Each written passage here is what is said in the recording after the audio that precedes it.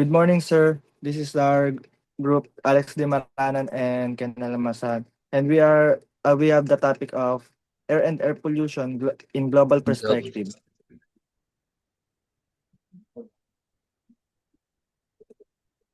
What is air? There are three types of air. Number one is composition.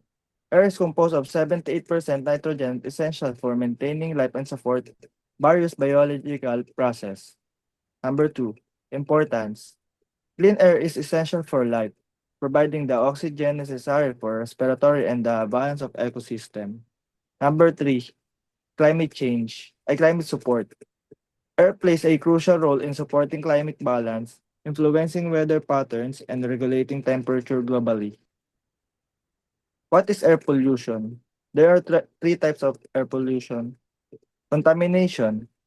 Air pollution refers to the presence of harmful substances in the air impacting health and environment. Number two, natural versus anthropogenic. Pollution can arise from natural sources like wildfires or anthropogenic activities such, such as industrial emission and vehicle exhaust. Number three, key pollutants. Major pollutants include PM2.5, NOx, SO2, and CO, each contributing significantly to health risks and environmental damage.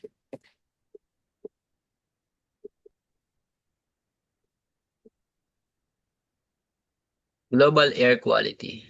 An alarming 99% of global population is currently exposed to unsafe air, with the highest level of pollution concentrated in Southeast Asia.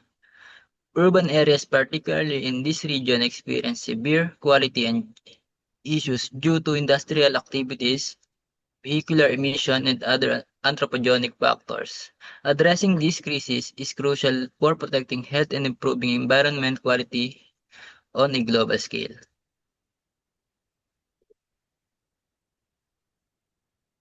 Health impacts. Premature deaths.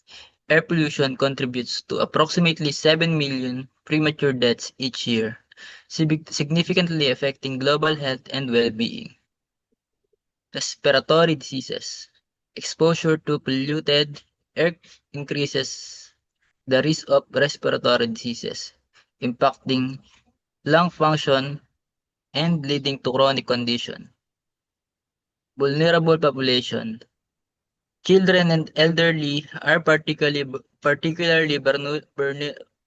vulnerable, experiencing high-end health risks due to their developing and declining immune system. Environmental impacts. Air pollution has significant environmental consequences, including acid rain, which harms ecosystem and water resources.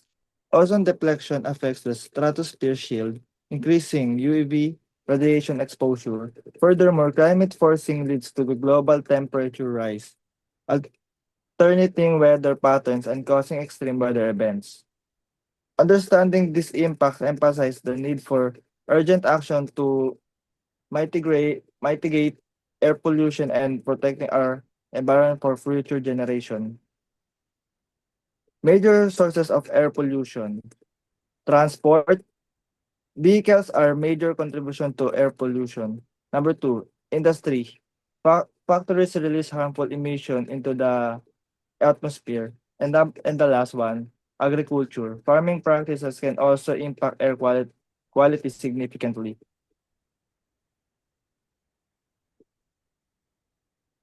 International agreements. Paris Agreement. The Paris Agreement aims to limit global warming to well below 2 degrees Celsius, encouraging national commitments. Clean Air Initiative. The Clean Air Initiative promotes strategies to improve air quality through collaboration among countries and local governments. WHO guidelines. WHO air quality guidelines provide evidence-based recommendations to protect public health by reducing exposure to air pollution.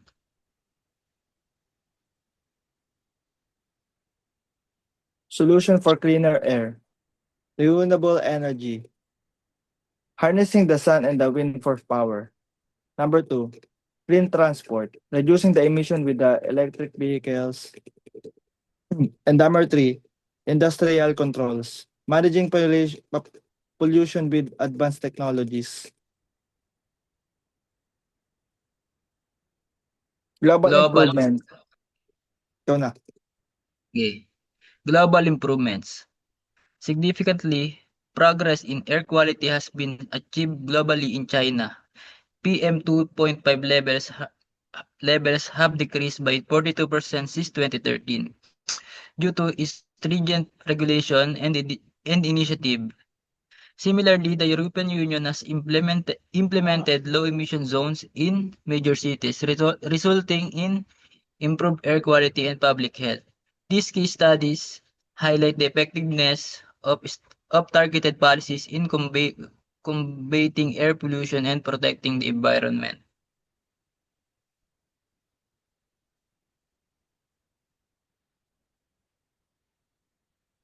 A call to action. Global cooperation. Air pollution transcends borders, requiring collaborative efforts between nations to addressing these processing global issues. Sustainable energy. Transitioning to renewable energy sources is essential for reducing emission and creating a cleaner atmosphere for all. Individual responsibility. Every individual can contribute by making conscious choices that promote air quality and environmental sustainability in their communities. So this is our report for air and air pollution in globally perspective. And this is the reference for air pollution presentation.